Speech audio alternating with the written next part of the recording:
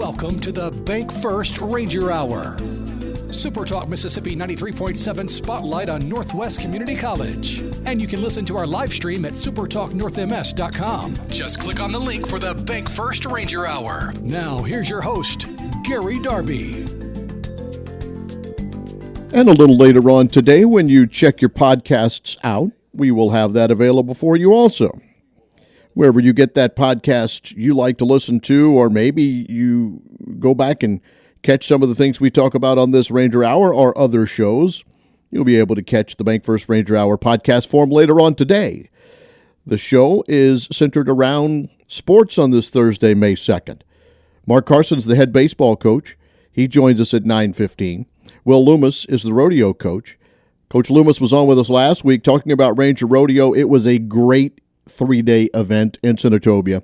We'll get details from Coach Lummus on that, and off to nationals now for his program. So we'll get into that. Northwest Baseball hosting a Region 23 series this weekend. So we'll get Coach Carson first, then into the rodeo world second. Coach Bramlett and the softball team got a big win in a Region 23 play-in yesterday. We'll give you details on that. Northwest women's tennis in the national championship tournament. Got some details on that. Underway on the first show of May for the Bank First Ranger Hour, that is. Thursday, May 2nd, 2024 edition of the program. We talk Northwest Ranger baseball next.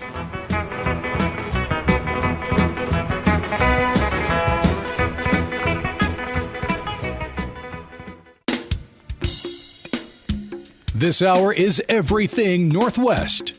Your connection to Northwest Mississippi Community College and powered by Bank First. Thanks for joining us on the Bank First Ranger Hour.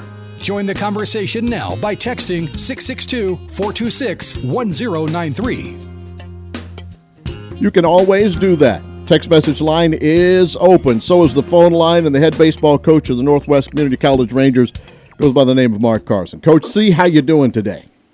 Man, we are doing great, Gary. How are you doing? Things are fine. You know, we talked right before the season opener, and we had questions, and we'll get into those questions, right? We'll kind of discuss it a little bit.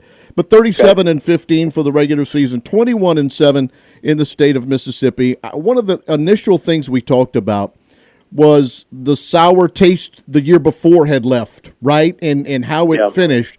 And the drive that you had, that the coaching staff had, and the team had. And I think with those young kids you played with a season ago, the veteran team, and did all that play in? Do you follow where I'm trying to go there? Yeah, no question. No question. I told somebody yesterday that, I said the end last year, I think we lost 11 out of our last 12, and 7 of those were one-run games. And when you had to sleep on that all summer, and I think our kids did too, it just left such a bitter taste in your mouth, because we knew that we had a better club that was shown, and just some tough breaks, and that's baseball sometimes. But it did. It really motivated us, and I think the players as well. And there is no question in my mind that that's one reason. I use the word resiliency a lot, and I think this team has been so resilient all spring. And they've just, they hate to lose. And I always say that, you better have a really deep hate to lose more than you better like to win. And that kind of describes this team. I mean, they just find a way. Well, your team ranked number 12 in the country, but you played number 1 a couple of times in a couple of different teams. Jones number 7. You've played other nationally ranked teams, and, of course, going through Mississippi without losing a double dip, right? Because that's right. Amazing to go through the state of Mississippi and not somehow on one given day lose both of the games you've played. How have we been able to keep that consistency going? Well, I think the biggest thing is, and to chase what you said a minute, we have played an incredible schedule. We played Parkland and Hartland and some of those guys that are ranked up there, and knocked those guys off early in February. And I think that was a really big boost of confidence for us doing that. I remember we played a team up in Millington, Kansas City Community College, who I thought was really solid. And we played with those guys. We got beat, I think, a run or two. But, I think that's the day we beat Parkland right behind it, and they were number 1 at the time and defending national champion. And I think after that day, our kids really kind of saw that, we can compete with these guys. But, that part's been really special. And as far as the doubleheader, doubleheader baseball is tough. Mm-hmm. I mean, it really is. And gosh, that's what we almost have to do every day. And what makes it so hard is, game one, win or lose, you've got to wipe the slate clean. 30 minutes later, eat a peanut butter and jelly sandwich, and whether your emotions are high from a big win or you're just sick over a heartbreaking loss, in 30 minutes you got to regroup and battle back. And I look back throughout the year, and there's been some games in there where we lost game one, and you're looking in their eyes and you're trying your best to get them back on the same page with you. And then on the flip side of that, there's been some games where we won game one, and then you're trying to get them to zero in because a sweep would be so crucial in the conference standings. And, and sometimes just that human element of just, you put it on cruise or that mental part, you think, well, we won one, and that's against a really good team, so that's good enough for the day. And I think our team has really done a great job of fighting against that, because doubleheader baseball is very hard. And I think that's one thing I'm really proud of them for, is they've stayed focused and they've played hard. Because, let's face it, there's a lot of days you're out there 7-8 hours. Yeah. And that's hard to do, especially when you got some guys that's not in the lineup, and they're role-type guys. And it's hard to do. But our bench has been phenomenal, and it's been a total team effort for sure. Coach Carson talking with us about baseball. We had injury concerns coming in on the pitching staff. Give us the guys then that stepped in, right, and did the job that you needed good enough to help you overcome some of that early injury woe that you had. Yeah, I think when we talked in February, we had lost 2 to 3 starters out for the year, and we did. We lost those guys to season-ending surgeries, and, we're really, really struggling a little bit to find out how we were going to piece it together. And I guess that's probably what I'm as proud of as anything is we threw some guys in some roles, and they had to grow up in a hurry, and they were able to do that. Scott Sharp, you look at what he's done and how much he's developed since he's been here under Coach Carlini. They've just done a phenomenal job together. I think he's 7-8-1, and just Scott's not going to overpower you, but he's going to make you beat him. He's going to throw the ball in the strike zone every day. And you look at what he did, and Gavin McCoy, Brennan Jones, Mason Shropshire, those guys, and then we've had some Carson Fox has been a big plus for us out of the bullpen, transfer from Meridian that we got back, and he's been good for us. James Smith at the back end has been really good for us, and Cooper Mitz out of Lafayette, he's been solid off the mound for us, and just you start looking at that, and Jackson Jenkins, he's a middle infielder that we basically looked at in the fall and said, hey, you're going to have to pitch some. And he's just a warrior. He just goes out there and he's a warrior. And those guys, they really have just exceeded it. And I go back to this. For the most part, we've thrown strikes. And most of the time when you throw the ball in the strike zone, good things are going to happen. And we have really caught the ball extremely well this year. We knew defensively, we thought we were going to be really good on the infield. And we knew we probably might have 3 of the best defensive outfielders that we were going to have, and we've got some speed out there and can run the ball down. So, just when you play defense and you throw strikes, there's a lot to be said about that in college baseball or any level of baseball, and so that's what we've been very good at this year. Well, when you piece that together and you have 6 of your regulars all hitting over 300, have a team batting average around 315, where you can score some runs. I guess it's not the magic formula, but you have a pretty good formula for winning games. No doubt. That was going to be my second thing is you look at what we've done at the plate this year and our style of play.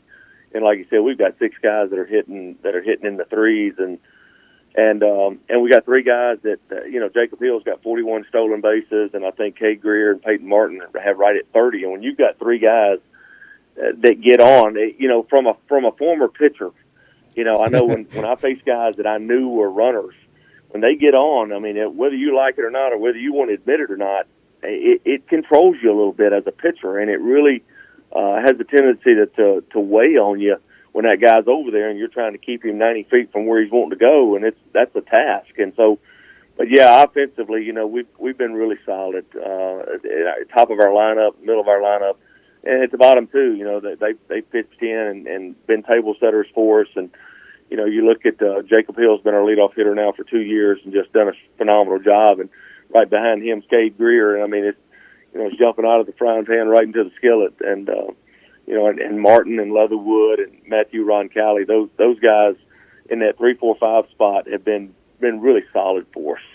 Have you ever had a team that had 140 stolen bases in a season?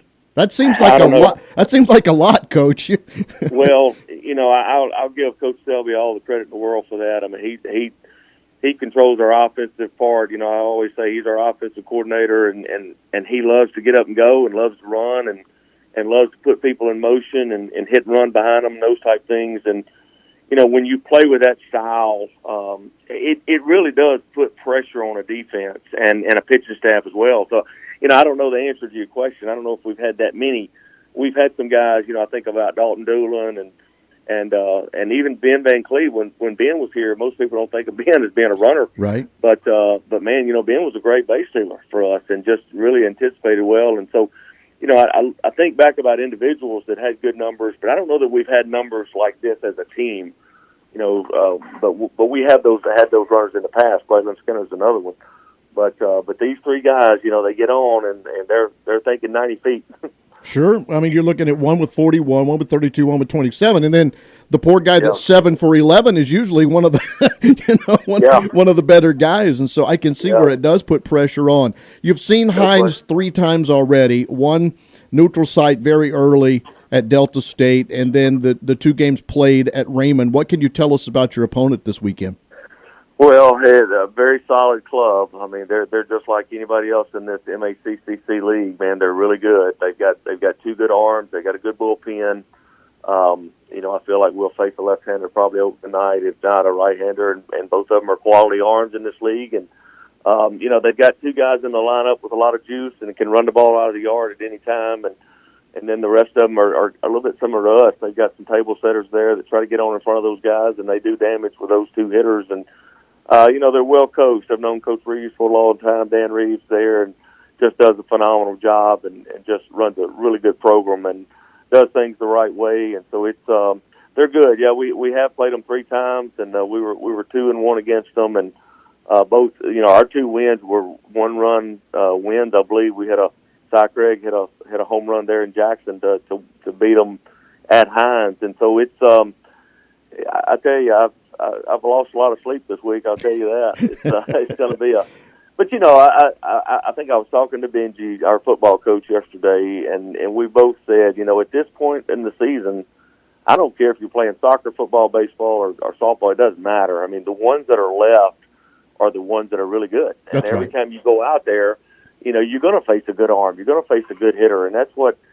It's just this type of the year. It's what it brings. I mean, a quality opponent. So they're really good. They'll bring a good crowd, and it should be 2, 3 good days of baseball. Well, and the fun part is it's at Jim Miles Field. It's in Senatobia in the Northwest Campus, and it's good to have that playoff atmosphere back in Senatobia. Well, no question. I think I was so proud for our kids once we clinched the home field advantage, and I kept preaching that at them, and I'm sure they thought I was half crazy for when I continued to just preach that. But I wanted them to experience that, and it's pretty special. We've got the 2007 World Series team that Coach Selby and I coached here. They're coming back to throw out the first pitch Friday night. Nice. Then I've been the 81, 82 state championship teams from Coach Miles and Coach Castle, along with Coach Miles and Coach Castle. They're going to be here Saturday night to throw out the first pitch. And, just having those guys on campus and having our former players back, I really wanted our guys to experience that, because there's just something about playoff baseball. It's a different level, and it's a different atmosphere. And so I'm just really excited about being able to host that back here on campus. Game 1 scheduled tomorrow at 6, Saturday at 6 for Game 2. Winner take all, if that's necessary, would be Sunday at 2. Correct? That's right. Yeah, looking at some rain tomorrow. I think the forecast is starting to get better. Tomorrow morning, no question, we're gonna probably get some rain in here, but we'll get the tarp down and we'll monitor that throughout the day. I do think we're going to be able to get tomorrow night in at 6, and like I said, we may have to fight weather a little bit, but hopefully the rest of it will look good, and we'll have a good turnout. I know the baseball field's in better shape than my yard, but I could use the rain on my grass. But you probably we can do without it for you if that's okay. Yeah, I don't know. Our field drains extremely well, and right now it's really, really hard. So we really could use some rain. We've been watering it all week and like crazy with our sprinkler system. So rain would not actually hurt us. It'll hold quite a bit. So I feel pretty good about that. Coach Carson, always a great conversation with you. Thanks for your time. Thank you so much. I appreciate it. Go Rangers. Mark Carson with us, head baseball coach of the Northwest Community College Rangers. Number 12 in the country, staying at home in the first round of the Region 23 playoffs. First time since 2019. And so, as you said, a lot of people coming back, bringing back former teams, former players, former coaches, and trying to have the big weekend. Northwest finished third in the state of Mississippi. Hines finished eighth. And a best-of-3 series, which is scheduled 6 o'clock tomorrow, 6 o'clock Saturday, and if it is if necessary, Sunday game at 2. Northwest beat Hines 5-4 in February, and the game played in Cleveland at Delta State University. And then in a double dip during conference play on March 29th, Hines won the first game 9-5, and then Northwest won game 2 in extra innings 6-5. So as Coach Carson said, they did win 2 out of 3, but both were one-run wins, and that's how close that all of the teams will be in these Region 23 playoffs, whether it's baseball or softball, that we'll get to in just a little bit when we kind of put a recap on some things with Coach Bramlett and company winning yesterday down in Mississippi Gulf Coast in a play-in situation. 37-15 Northwest. 21-7 in the conference, finished third, hosting in the weekend in the Region 23 tournament, Jim Miles Field on the Northwest campus. 6 o'clock Friday, 6 o'clock Saturday, and a winner-take-all, if that's necessary, would be scheduled for a Sunday, 2 o'clock, first pitch. It is 9:30. We are midway through today's Bank First Ranger Hour. We stay in the coaching world, and we bring back, he was on last week with us, Coach Will Lummus, Rodeo Coach. They had a big event last weekend. We'll update you on that and take you into the fun weekend it was and where his teams are going now. Hold on.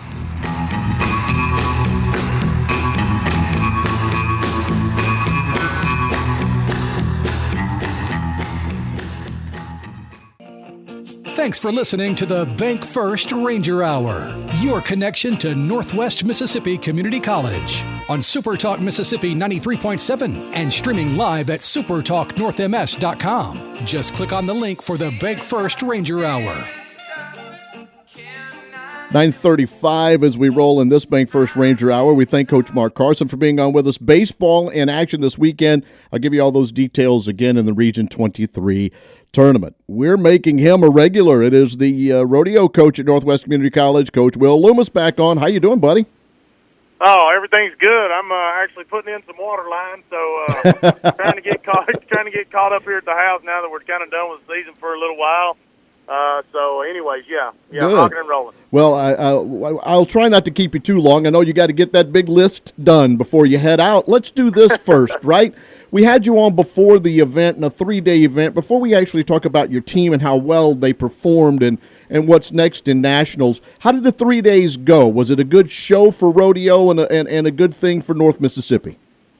I think so. I think it was great. I think we had a great production. We had a great team on it as far as alumni and Buck Wild Buckenstock helping us there, and my dad and I doing the timed event into the arena. I think we had a great show, and I think we had a great rodeo. We made quite a bit of money, which eventually, ultimately goes back into my athletes' pockets for travel and everything. So, it was awesome, and I really couldn't have asked it to really go any better, honestly. I guess we kind of lose that fact. I'm sure we may have talked about it over some point, is that your team members have to load up the animals and travel, and the cost is pretty significant, and the travel is far between these rodeos, correct? Yeah, absolutely. We don't have buses and whatnot, because we got to get animals to the rodeo. So it costs a lot. It costs a lot in fuel. It costs a lot in feed and hay to take care of your animals. And some people have living quarters trailers and trucks, and some people don't, so they have to get hotel rooms. And I got one boy that sleeps in a hammock in a stock trailer, so we just got to make it work however we need to. But yeah, so most of the money we raise there at the college through our fundraisers, our Bullarama and our rodeo, and other fundraising goes into that account, and like I said, ultimately goes back to them for travel. So I like looking on the Northwest website for information and different things, and the picture that I see of Kent Jordan celebrating shows the good time he has and the energy and what it means to your team members to perform the way that they have, not just this past weekend, but all season long. Yeah, making the college national finals, I mean, it's no different than making, no different than March Madness or anything else, in college, going to whatever your nationals, the national championship in football. I mean, that's it for us. That's the biggest stage there is in college rodeo.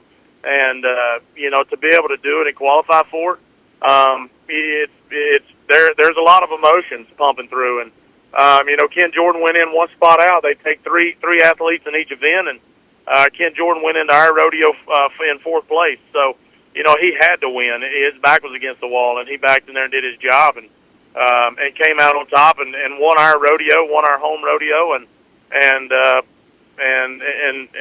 like I said, did his job and qualified for the college national finals. Was it one of the best performances of the men all season? Yeah, it was awesome. We won Murray, Kentucky college rodeo, beating out Missouri Valley College, and we did that. That would have been November, and then this weekend we ended up accumulating 650 points on the men's team and beat Missouri Valley College out again by 10 points, and that was our biggest rodeo. So, maybe the first time ever we've won our home rodeo there in Senatobia, and they said, somebody told me that Missouri Valley College has been beaten three times in the last 3 years, and we've done it twice. So that's pretty exciting for us. So now nationals, take us through that process. Who gets to go and what is next? So college national finals, we'll have Will Collier. He ended up winning the region in the steer wrestling. Christian Cagle won second in the steer wrestling, second in the all-around. And the thing that's cool about winning first or second in the all-around is you get to take another event. So he'll actually get to steer wrestle and ride saddle bronc horses at the college national finals. Kent Jordan moved up to third, so he'll go as well in the steer wrestling. So we had all three guys in the steer wrestling. Wyatt Newman had a pretty good showing, but just got edged out. He was fourth in the steer wrestling. He won't get a trip, but still a good year. Lane Moore finished third in the team roping, and Luke Stanley finished third in the bull riding. So we'll have 5 athletes going out there. The men's team ended up third for the year, just slightly edged by West Alabama, University of West Alabama, and Missouri Valley College won the region. So, we kind of struggled in our girls' events at our home rodeo, but I think we've got a lot of talent on the girls' team, but I think we'll get a lot of that turned around this coming year and get it squared away as well. Well, recruiting time and then nationals time coming up, and we'll keep following doing that. What is next for you individually, Coach? I'm going to be around home here for a while. My wife and I are going on a cruise in a couple of weeks. I'm really excited about that. Good for you. Kind of get away, and it's been a couple of years since we've gone somewhere.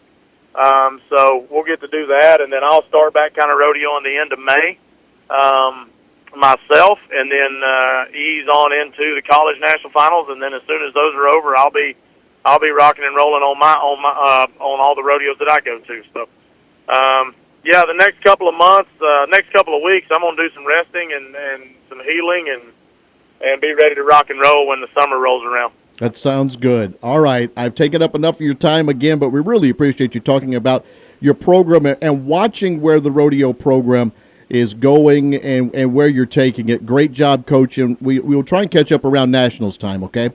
Hey, I appreciate it. Thank you. That's Coach Will Lummus again with the Northwest Rodeo team. Himself a champion steer wrestler, number 5 in the world himself individually, and going to take himself a little time. He deserves that cruise, doesn't he? Get a chance to relax just a little bit, and a good showing by his teams, and again for the men and women, but the Northwest men earning the team win in the Ranger Rodeo and an opportunity with 5 guys to go to the Nationals. And we will keep up with that and let you know the wins and the wheres and all of that when the time gets closer for that. Kudos to all of you that went out and enjoyed the Northwest Rodeo also. And our friends at Bank First and Jay Tyndall, who was on with us last week, who are one of the presenting sponsors, not only for this show, but so many different things that Northwest Community College does. We thank them for that support. Got to take a pause. We'll come back and then back in the program with our high schools that are doing things in softball and baseball tonight, and then finish up also with the discussion of Northwest softball and Northwest women's tennis as we continue on a Thursday Bank First Ranger Hour.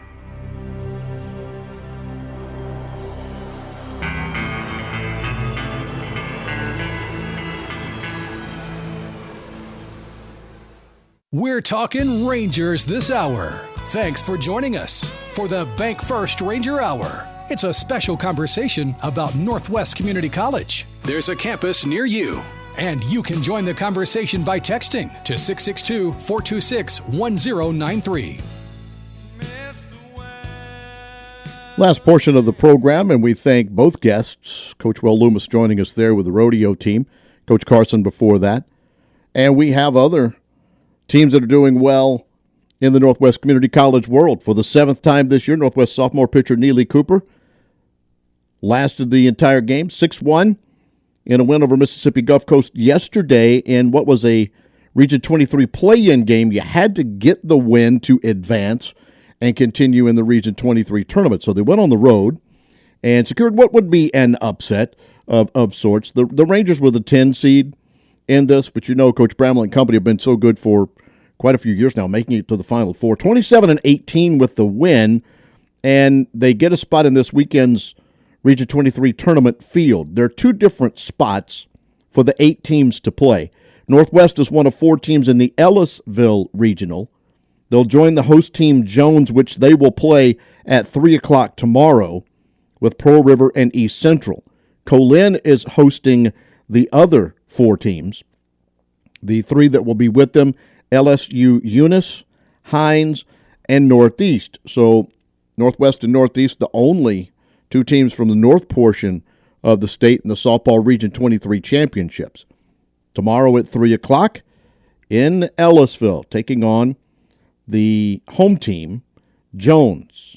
And that, along with the baseball, there'll be an opportunity for the baseball for sure will be on NWCC Rangers TV.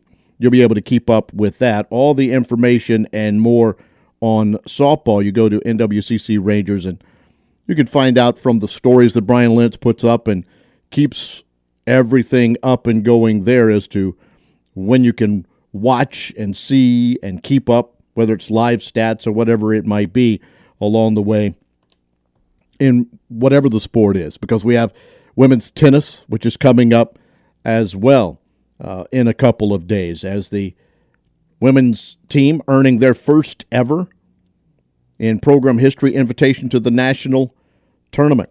First-year coach Andy Wolf getting them into the 2024 NJCAA Division I National Championships that are scheduled to start on Saturday and roll for a few days in Tyler, Texas. So there's other sports. We've talked baseball, we've talked rodeo today, but softball getting an opportunity to continue in the Region 23 tournament tomorrow at 3. They'll be taking on the host team Jones, a team that they played twice in Senatobia. Jones was ranked number 6 at the time. They won game 1 5-1, but Northwest won game 2 2-1 in that one. So they do have a win in the 2 tries against what is now the number 4 team in the country. So tomorrow, 3 o'clock at Jones, good luck to Northwest. And then in the women's tennis world, the matches and everything, we'll get details on that maybe to be able to pass along tomorrow when it gets a little bit closer. But we know that starting Saturday and rolling through about a 4 or 5 day stretch, whether it's the teams, the individuals, and things of that nature, the Northwest women's team, first time in program history, joining the field of competition in the 2024 NJCAA Division I National Championships. So many different things going on, and of course we are nearing the back end of another semester. We'll be talking graduation soon, I know, in this Northwest world. We'll get back into the academics and things and more. Next week's program, though, we will be centered around the May 17th performance at the Heindel Center for the Performing Arts. We have a couple of Christian artists that are making their way into Senatobia, Colton Dixon, and an opening performance by So and Tether, which is a North Mississippi-based group as well. This is coming to Senatobia in the Heindel Center on Friday, May 17 at 7:30. So next week, we'll talk with Hunter Bobo, who is with the group So and Tether first. They'll be the opening act, and then Colton Dixon, who was an American Idol contestant a few years back. We'll get into all different things with both of them about their music, both with So and Tether and with Colton Dixon and more. And we will get that conversation, and then you'll figure out what they do, how they will bring their musical talents to Senatobia, the Heindel Center for the Performing Arts, as the schedule continues there in Senatobia. And you can go find the way to get your tickets to all of the events and the different things that are coming up. But next, Colton Dixon featuring the opening performance of So and Tether, and we will have Hunter Bobo and Colton Dixon on next week on Thursday's program. That is the last of the events in the month of May, but we have, as we've already discussed, some of the others that will be going on in the summer and into the fall, and the new lineups and things as they will be announced. And so maybe, too, if you're still looking for Mother's Day gifts, Father's Day gifts, just birthday gifts, you have an event that's coming or a performance that your loved one might want, HeindelCenter.org. Simple way to go. HEINDL Center.org. Get your people some arts at the Northwest Community College Heindel Center for the Performing Arts. Another show in the books. Again, this will be in podcast form coming up a little bit later on today.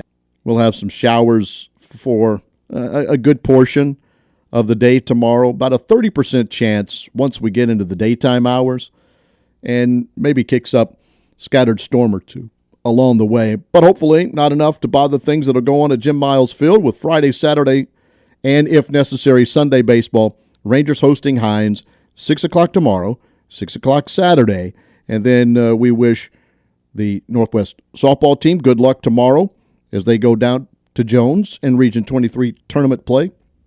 Big kudos to the Ranger Rodeo team, and we'll keep up with them in nationals, and the women's tennis team gets started this weekend as well.